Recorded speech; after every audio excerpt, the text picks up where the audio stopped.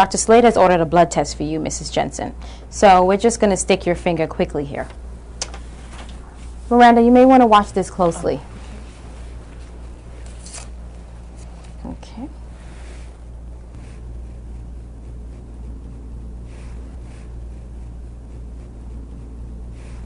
Alrighty.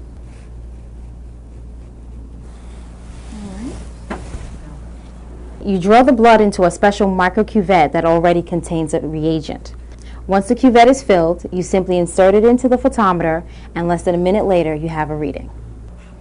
All right.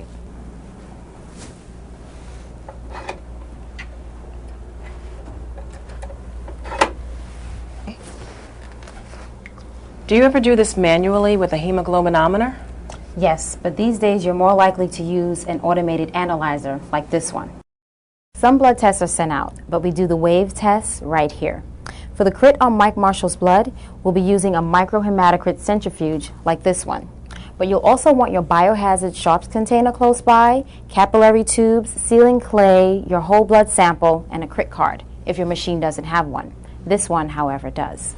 Why are you filling the capillary tubes from a vacuum tube instead of doing a capillary stick? Because Mr. Marshall refused a capillary puncture, but agreed to a venipuncture, so we'll just do it this way. First, we fill 2 capillary tubes 3/4 full from the vacuum tube of the patient's blood. Okay. Seal one end of each tube with the sealing clay.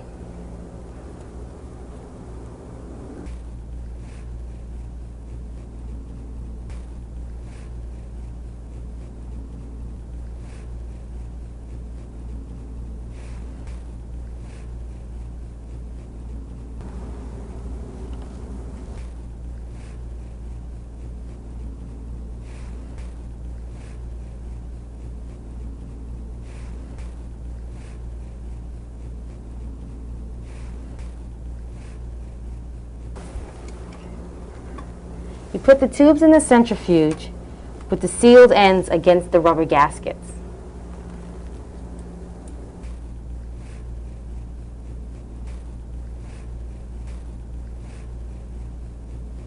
Is it your policy to test more than one patient at one time? Yes, you can, but you have to mark down the slot each patient's tube is in and be super careful not to mix them up. Lock the lid and close the centrifuge.